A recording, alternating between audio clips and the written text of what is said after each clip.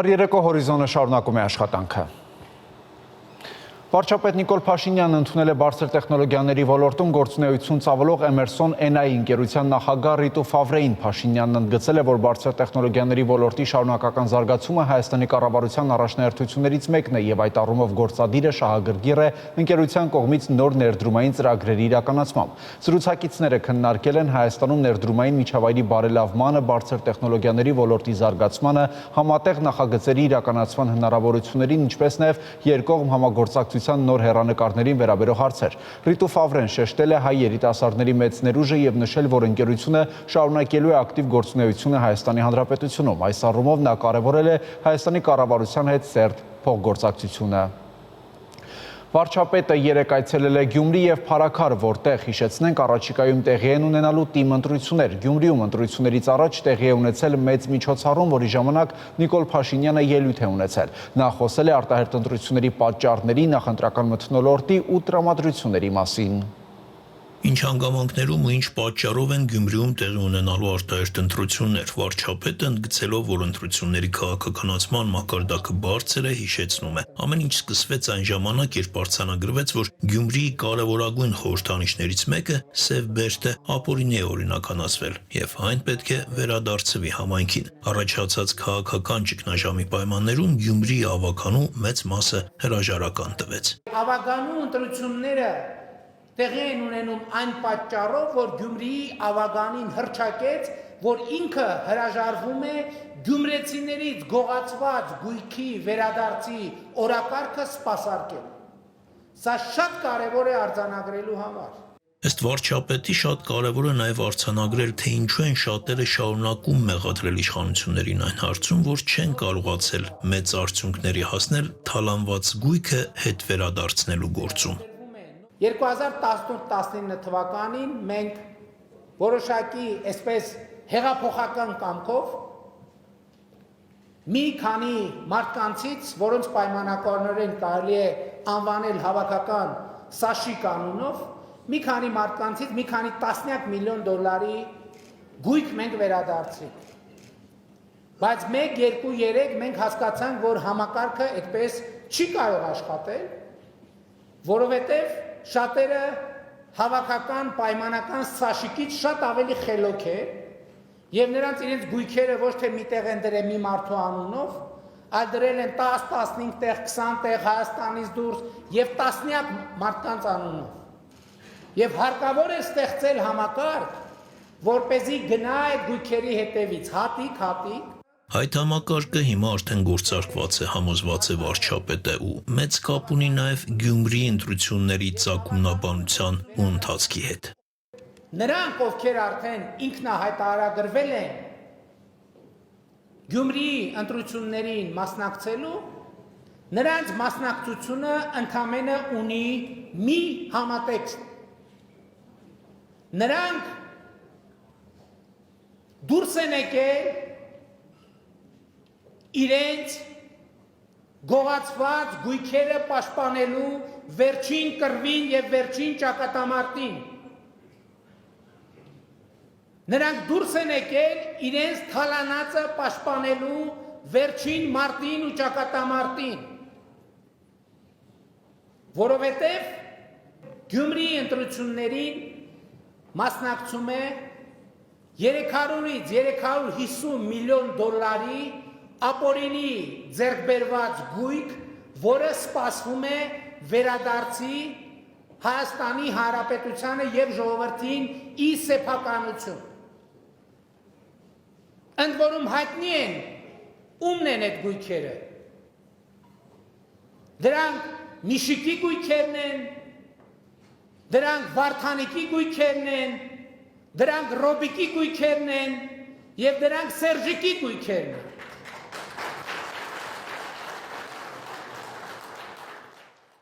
Վարչապետը համոզված է նաև, որ ապօրինի գույքի վերադարձի հարցում իրենք չեն հապաղել, գնացել են ինստիտուցիոնալ ճանապարհով։ Գյումրի ընտրությունները ունեն երկու հարթություն՝ քաղաքական եւ համայնքային, եւ քաղաքական հարթությունը իրենք չեն բերել, շարունակում է խոսքը Նիկոլ Փաշինյանը, հետո թվարկում, թե պետական միջոցներով ինչ մեծ ծավալի աշխատանքներ են կատարվել Գյումրիում։ Միայն դոտացիաների չափը կրկնապատկվել է 2017 թվականի համեմատությամբ։ Կրկնապատկվել է նաև ընդհանուր երկրի բյուջեի եկամտային մասը։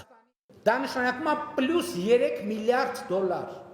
Այստեղ շատ կարևոր է անդրադառնալ մի հարցի, որովհետև այսօր էլ մեր ընդդիմախոսները իրենց հոգեզավակների բերանով ասում են, հա, ասում են, ինչ անենք, որ Գյումրիի դոտացիան կրկնապատկվել է, ինչ անենք, որ Հայաստանի բանը պետական բյուջեի եկամտային մասը կրկնապատկվել է։ Կարող է Նիկոլը իր հոր տնից է բերել այդ փողերը։ Իհարկե Նիկոլը ոչ էլ մեր մյուս գործընկերները, մեր հայրերի տնից չենք բերել, որովհետև մեր հայրերի տներում բարեբախտաբար այդքան գումար չկա է։ Բայց շատ կարևոր է արձանագրել, որ մենք այդ այսօղների հայրերի տնից ենք բերել այդ գումարները։ Ավելի ճիշտ կլինի ասել այդ ասողների պապաների տնից ենք բերել այդ գումարները եւ պետական ոչ թե անձնավորված ոչ թե ԿՊ-ի հեղափոխական խմբերը մտել են տներ ճամպրուկներով լցրել վերցրել, այլ դա մենք բերել ենք ինստիտուցիոնալ ձևով։ Ելույթի վերջում վարչապետը խոսում է նաև վերջին տարիներին ընտրությունների թափանցիկության եւ ազատության մասին, հիշեցնում, որ նախկինում ընտրությունների ժամանակ խոսույթի մեծ մասը այն մասին էր, թե ինչպես է իշխանությունը կեղծելու ընտրությունը։ Էլ չկա տենց բան։ Ու լավ է որ մոռացել են։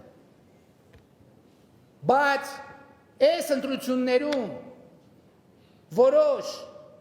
դեմքեր տեսնելով նրանք պետքա հիշեն դա եւ հիշողությունը պետքա արտահայտվի քվեարկությամբ եւ ժողովուրդը պետքա որոշի ինչքանով է ինքը պատրաստ իր ազատությունը պաշտպանել։ Այս ազատության իմաստով ենք մենք սարի պես կանգնած եւ Գյումրիի թիկունքին եւ լեռան պես կանգնած, այսինքն քարի պես կանգնած, փարաքարի թիկունքին, բայց այս ամեն ինչը ասում եմ արձանագրելով, այս ամենով հանդերձ Գյումրեցու եւ փարաքարցու որոշումը մեզ համար օրենք է։ Վիճարկման, քննարկման ոչ ենթակա։ Շանթերուստանկերություն, Հորիզոն։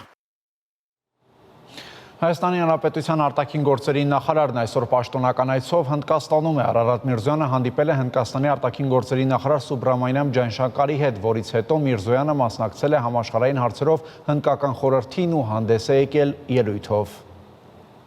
Այսօր մենք ապրում ենք շարունակաբար բարդացող աշխարհում։ Միջազգային հանրությունը բախվում է փոխկապակցված մարտահրավերների, երբ մի տարածաշրջանում տեղի ունեցող իրադարձություններն անմիջապես ազդեցություն են ունենում մյուսներում։ Հակամարտություններն, անվտանգության սպառնալիքները, մարդու իրավունքների եւ մարդասիրական ճգնաժամերի լուրջ խախտումները, գլոբալ անորոշությունները, կլիմայի փոփոխությունը, գլոբալ մատակարարման շղթաների խաթարումը եւ պարինային անվտանգության թուլացումը նոր բարդություններ են ստեղծում միջազգային հարաբերություններում։ Ցավոք Հայաստանն անմիջականորեն բախվել է այդպիսի մարտահրավերների։ Չնայած բոլոր դժվարություններին, անվտանգության սպառնալիքներին, Հայաստանը հետևողականորեն աշխատում է Հարավային Կովկասում կայուն խաղաղություն հաստատելու ուղղությամբ։ Մենք համոզված ենք, որ խաղաղությունն այլընտրանք չունի եւ միայն երկխոսության միջոցով ձեռք բերված համաձայնությունները կարող են բերել երկարատև կայունություն եւ տարածաշրջանային առաջընթաց։ Թերևս այս տեսլականը չէր կարող ավելի լավ սահմանվել, քան Մահատմա Գանդիի հայտնի ուղերձում. չկա ճանապարհ դեպի խաղաղություն, խաղաղությունն է ճանապարհը։ Այս համոզմամբ Հայաստանը ներգրավված է Ադրբեջանի հետ խաղաղության գործընթացում եւ այսօր ավելի քան երբևէ մենք մոտ ենք խաղաղության պայմանագրի ստորագրմանը, մի փաստաթղթի, որի միջոցով երկու երկրների միջև միջպետական հարաբերություններ կհաստատվեն, հիմնված ինքնիշխանության, տարածքային ամբողջականության, սահմանների անձեռնմխելիության եւ ուժի կամ ուժի սպառնալիքի չկիրառման սկզբունքների հարգման վրա։ Կարևոր է նշել, որ անցյալ տարի երկկողմ բանակցություններն արդեն հանգեցրեցին Հայաստանի եւ Ադրբեջանի միջև սահմանազատման կանոնակարգի ստորագրմանը, ճանաչելով 1991 թվականի Ալմա-Աթայի հռչակագիրը որպես սահմանազատման հիմք։ Ալմա-Աթայի հռչակագիրը վերահաստատեց, որ Խորհրդային Միության փլուզումից հետո հայկական ԽՍՀ-ի եւ ադրբեջանական ԽՍՀ-ի վարչական սահմանները դարձել են երկու անկախ հանրապետությունների միջև միջազգային սահմաններ։ Մենք հաջողությամբ արդեն սահմանազատել ենք ավելի քան 12 կիլոմետր սահման եւ աշխատում ենք գործընթացի արդյունավետ շարունակության ուղղությամբ, ինչը զգալիորեն նպաստում է տարածաշրջանային կայունությանը։ Հարաբերությունների կարգավորման գործընթացի համատեքստում մենք Ադրբեջանին ներկայացրել ենք կոնկրետ փոխշահավետ առաջարկներ տարածաշրջանային տրանսպորտային ենթակառուցվածքների ապաշրջափակման վերաբերյալ, որոնց իրականացման արդյունքում եւ Ադրբեջանը եւ Հայաստանը կարող են ապրանքներ փոխադրել միմյանց երկաթուղային ենթակառուցվածքով։ Բացի այդ, տարածաշրջանային կայունության եւ կանխատեսելիության ապահովման նպատակով մենք ներկայացրել ենք սպառազինությունների փոխադարձ վերահսկման եւ ստուգման մեխանիզմի ստեղծման վերաբերյալ առաջարկ։ Ցավոք, մենք չենք կարող փաստել, որ մեր կառուցողական մոտեցումը լիովին փոխադարձվում է Ադրբեջանի կողմից։ Ավելին, մենք շարունակում ենք լսել բարձր մակարդակի հրապարակային հայտարարություններ եւ նարատիվներ, որոնք ենթադրում են ինքնիշխան Հայաստանի Հանրապետության դեմ տարածքային պահանջներ, ներառյալ այսպես կոչված արևմտյան Ադրբեջան նարատիվի միջոցով։ Միևնույն ժամանակ դեռևս կան հումանիտար խնդիրներ, այն է պահվող անձանց ազատ արձակումը։ Մինչ մենք խոսում ենք այստեղ, Ադրբեջանում կամայականորեն կալանավորված 23 հայերի նկատմամբ բեմադրված դատավարություններ են տեղի ունենում, անտեսելով մարդու իրավունքների չափանիշները եւ պատշաճ դատական գործընթացը։ Ամբողջական կարգավորման եւ տևական խաղաղության հասնելու համար անհրաժեշտ է հասարակություններին պատրաստել հաշտեցման։ Չլուծված հումանիտար խնդիրները կարող են միայն խանգարել այդ գործընթացին։ Հայաստանը նաեւ ներգրավված է Թուրքիայի հետ հարաբերությունների կարգավորման գործընթացում։ Մենք վստահ ենք, որ լիարժեք կարգավորումը, հատկապես այս պահին դիվանագիտական հարաբերությունների հաստատումը եւ սահմանների բացումը էապես կնպաստեն տարածաշրջանային խաղաղությանն ու կայունությանը։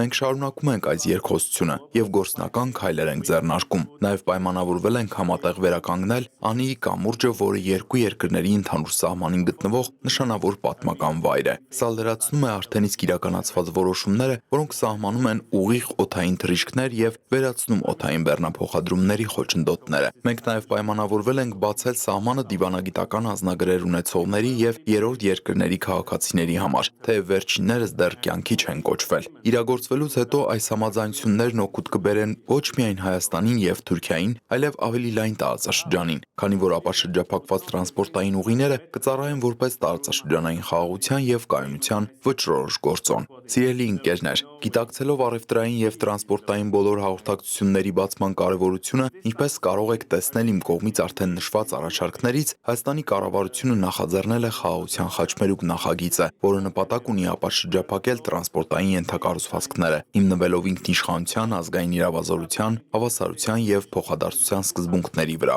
Նախագծի էությունը ենթադրում է հարավկովկասյան բոլոր երկրների միջև հաղորդակցության զարգացում, վերանորոգված եւ նոր ճանապարհների, ենթակառուցվածքների, խողովակաշարերի, մալուխային կապերի եւ էլեկտրահաղորդման գծերի միջոցով։ Տարածաշրջանային տրանսպորտային ենթակառուցվածքների ապաշրջափակման շուրջ բանակցություններում Հայաստանն առաջնորդվում է համապարփակ մոտեցման, ներառականության, տարածաշրջանային երթուղիների ոչ խտրական օգտագործման եւ բոլոր շահագրգիռ կողմերի համար բարգավաճ ապագայի կառուցման հնարավորության տեսլականով։ Ընդհանուր առմամբ Հայաստանի կառավարությունը որդեգրել է հավասարակշռված եւ հակակշռող արտաքին քաղաքականություն, մոտեցում, որը եթե կուզեք, կարելի է համեմատել Հնդկաստանի ռազմավարական ինքնավարության հետ։ Ամփոփելով, Հայաստանի եւ Հնդկաստանի միջև գործընկերությունը պարունակում է հսկայական ներուժ եւ հեռանկարներ բոլոր ուղղություններով։ 21-րդ դարի բարդ աշխարհաքաղաքական իրականության պայմաններում մեր երկրները միավորված են ոչ միայն ընդհանուր արժեքներով եւ պատմական կապերով, այլև համագործակցության, երկխոսության, փոխադարձ վստահության եւ հարգանքի վրա հիմնված համատեղ տեսլականով։ Իսպանիայի խորհրդարանի падգամավոր Ջոն Ինյարիտուի կարծիքով Ադրբեջանի կողմից քարոզչական դաշտ նետված, այսպես կոչված Արևմտյան Ադրբեջան նարատիվը պատմությունը վերաշարադրելու Լեռնային Ղարաբաղի հայ բնակչության նկատմամբ իրագործած էթնիկ զտումներն արդարացնելու եւ Հայաստանից նոր տարածքներ օկուպացնելու նպատակ է հետապնդում։ Իսպանիայի խորհրդարանի պատգամավորն այս մասին ասել է Armenpress-ի թղթակցի հետ զրույցում։ Նրա բնորոշմամբ Ադրբեջանը նման հայտարարություններով նպատակ ունի դիվանագիտական եւ քաղաքական ճնշում գործադրել Եվրամիության վրա։ Անդրադառնալով Հայաստանում Եվրոպական միության դիտորդական առաքելության գործունեության վերաբերյալ Ադրբեջանից հնչող դժգոհություններին եւ առաքելության գործունեության դեմ քարոզչություն իրականացնելու Բաքվի նպատակներին, պատգամավորը նշել է, որ Ադրբեջանի բողոքները կարող են ի հայտ գալ նաեւ երրորդ երկրների, մասնավորապես Թուրքիայի կամ Ռուսաստանի ճնշումների հետևանքով։ Առաքելությունը կոչված չէ մի կողմին մյուսի նկատմամբ գերադասելու, ոչ էլ հետախուզական գործունեությամբ է զբաղվում։ Նրա հիմնական նպատակն է նպաստել տարաձայնությունների խաղաղ կարգավորմանը, ինչն անշուշտ հակասում է հերթական անգամ Հայաստան ներխուժելու Ադրբեջանի փորձերին, նկատել է Ինյարիտուն։ Պետական եկամուտների կոմիտեի ներկայացուցիչները շարունակում են ֆիզիկական անձանց եկամուտների հայտարարագրման թեմայով իրազեկման հանդիպումները։ Այս անգամ հանդիպումը տեղի է ունեցել Էջմիածին քաղաքում։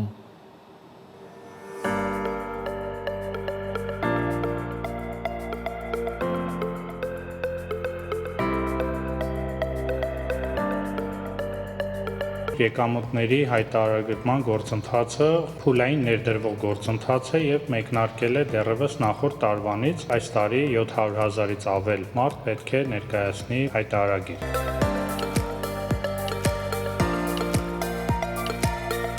Հայտարարագիր ներկայացնելու պարտավորությունն է 2024 թվականին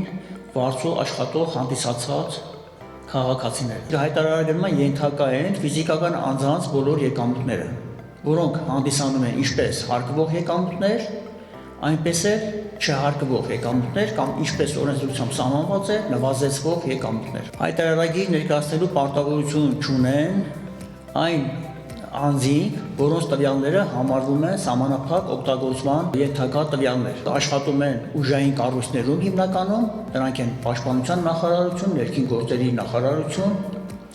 ազգային անվտանգության ծառայություն, փրկարար ծառայություն, դատական ակտերի հարկադիր կատարման ծառայություն, որոնց տվյալները համարվում են գաղտնի։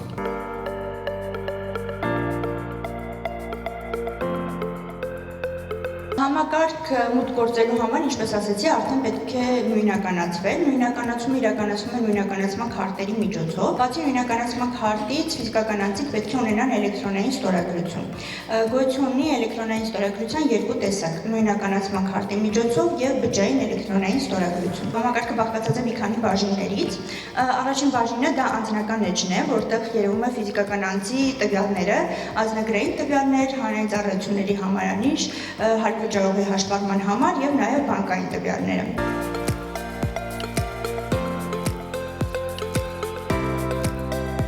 Նաեւ սահմանվել է վերադարձման ենթակա մի այսպիսի ծախս դասագրքերի վարձակալության ծախսերը, որոնք վերաբերում են միջնակարգ դպրոցներում դասագրքերի վարձակալական վճարների, վարձակալության վճարներին եւ վերաբերում են 5-րդից մինչեւ 12-րդ դասարաններում սովորող աշակերտներին։ Վճարված լինելու պահանջ չի պահանջում, նաեւ հաշվարկային փաստաթղթի պահանջ եւս ներկայացված չէ։ Դրա փոխարեն ուրեմն կրթության նախարարությունը պետական եկամուտների կոմիտեին պետք է տրամադրի տվյալ ուրեմն աշակերտների եւ ծնողների ցանկը պարզապես, որը պետական եկամուտների կոմիտեն ներառելու է իր տեղեկատվական համակարգ եւ հայտարարագիր ներկայացնող անձի մասով այդ ծախսերը ավտոմատ կարտացոլվեն հայտարարագրի մեջ։ Օժական ծառայությունից են օգտվել, ումայն մասը կանխիկ վճարել են, պայմանավորել են, որ մի մասն այս տարի վճարել։ Եթե այս տարի անկախ վճարեմ, կարամ հայտարարագրի մոռացնել։ Տոմատոլոգիական ծառայությունների դիմաց անկախի վճարումները ենթակա են փոխհատուցման, ընդ որում ենթակա են փոխհատուցման այն տարվա հայտարարագրի շրջանակներում, որ տարում որ կատարվել են այդ ծախսերը։ Ասենք քաղաքացին ունի որոշակի կուտակված գումար, որտեղ է հայտարարվում ներկայացնելը թե ոչ։ Դրամական խնայողությունները դրանք հայտարարման ենթակա չեն, եթե դրանք չեն ստացվել տվյալ հաշվետու տարվա ընթացքում։ Ներկայացվում են նաև օրինակ անհատույց ձեզ տրված գումարները, այդ բոլոր փոխանցումները, նվիրատվությունները ու դրանք չհարկվող են, այսինքն այս բաժինը լրացնելիս որևիցե հարկային պարտավորություն չի առաջանում։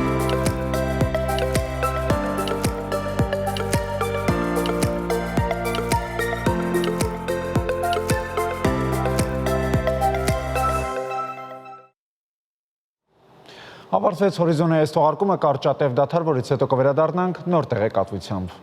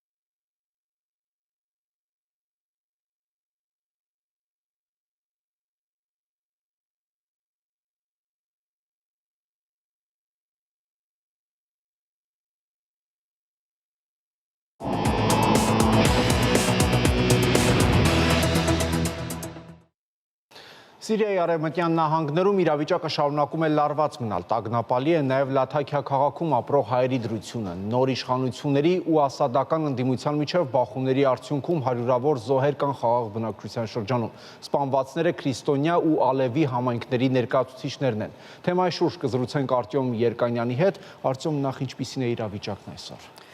Ժամեր առաջ Սիրիայի պաշտպանության նախարարությունը պաշտոնական հաղորդագրություն է տարածել այն մասին, որ ռազմական օպերացիան Լաթաքիայում եւ Տարտուսում ավարտվել է եւ որ կառավարական ուժերը ամբողջովին վերահսկում են իրավիճակը։ Հակառակ դրան Ալ Ջազիրա հեռուստաընկերությունը տարածել էր տեղեկություն այն մասին,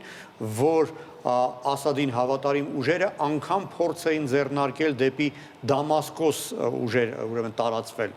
եւ նույնիսկ հաստատվում է տեղեկությունն այն մասին, որ Դամասկոսից ոչ հեռու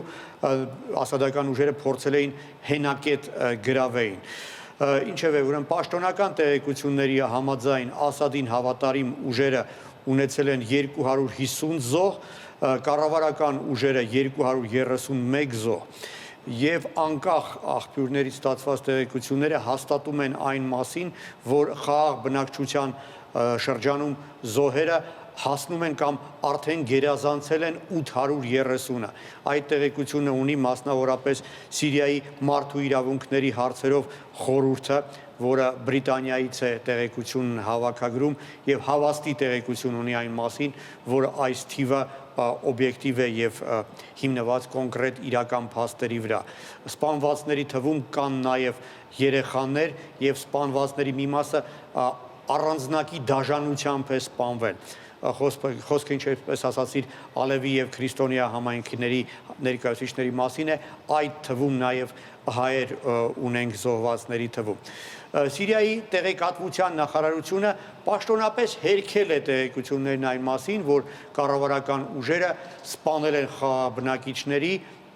եւ պնդում է, որ այդ տարածվող տեսանյութերը, որում պատկերվում է, թե ինչպես են առանձնակի դաժանությամբ սպանում խաղաբնակիչների, դա կեղծիք է կամ նախորդ այլ պատերազմներից ինչ որ պահպանված տեսանյութեր են։ Հակառակ դրան Սիրիայի նոր կառավարության փաստացի ղեկավար Ջուլանին անուղղակիորեն հաստատել է այդ տեղեկությունները եւ հավաստիացրել է, որ հետաքննություն է անցկացվելու եւ բոլոր մեղավորները հայտնաբերվելու են եւ պատժվեն օրենքով։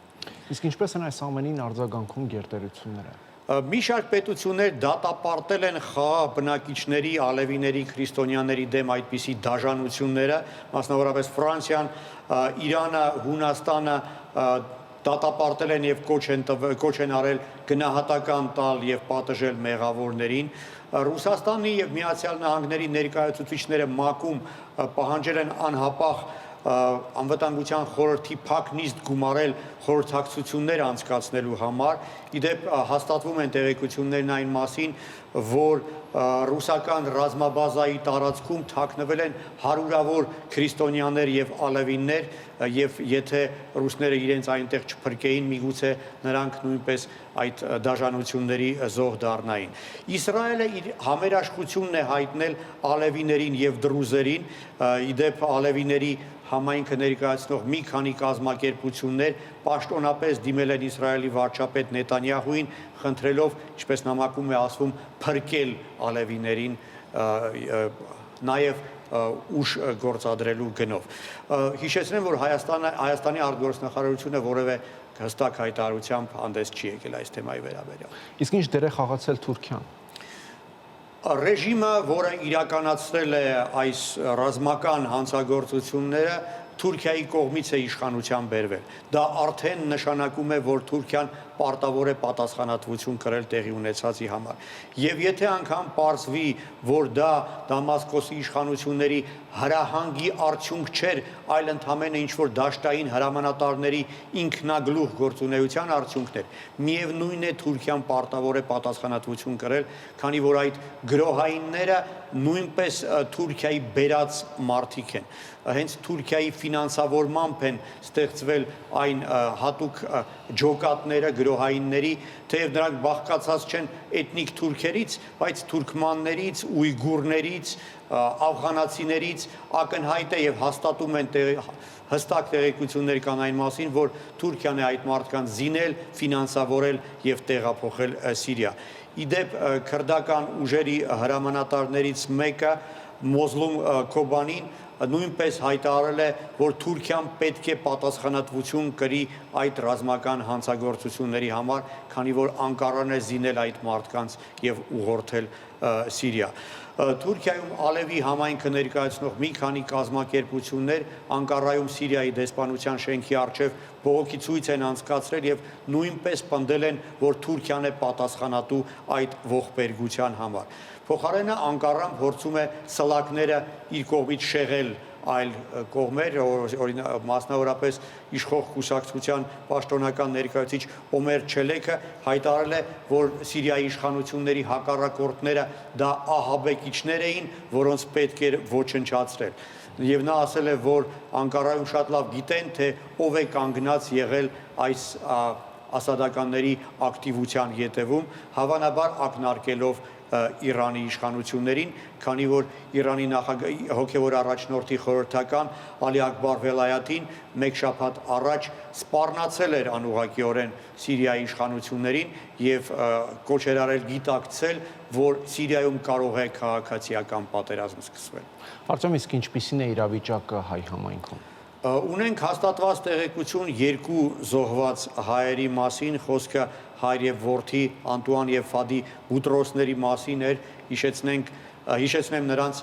մարտի 8-ին էին սպանել, երբ նրանք փորձում էին վերադառնալ Լաթաքիա, նրանց ողջ մեղքը կայանում էր նրանում, որ նրանք ծնվել էին Քարդահան գյուղում, որտեղից արմատներով են Ասադի ընտանիքի անդամները։ Երեք տեղի ունեցավ նրանց ուղարկավորությունը։ Մի մասը Լատակիայի հայերի, փոքր մասը, ինչ որ ձևով կարողացել է տեղափոխվել Հալեբ, թեև ճանապարհները փակ են։ Նրանք, ովքեր շարունակում են մնալ Լատակիայում, ձգտում են տնից դուրս չգալ, եկեղեցին, դպրոցները փակ են, որոշակի խնդիրներ դեռևս կան Լատակիայում եւ սննդամթերքի դեղամիջոցների հետ կապված, էլեկտրականության խափանումներ կան, խմելու ջուրը միշտ ոչ բոլոր շրջաններում է, որ մատակարարվում է, էլեկտրականություն, ինտերնետ նույնպես ժամերով է կամ ինչ-որ խափանումներով է, թեև արդեն կրակոցներ, ոնց հասկանում եմ, քաղաքում չեն հնչում, այնուամենայնիվ Լատակիայի հայերը ձգտում են տնից դուրս չգալ եւ կապ պահպանել միմյանց հետ եւ նաեւ Լատակիայում շարունակում է գործել հայերի եկեղեցում ստեղծված հայկական օգնության շտաբը, որի կամավորները օգնության են մեկնում անհրաժեշտության դեպքում։ Շնորհակալություն Արծու։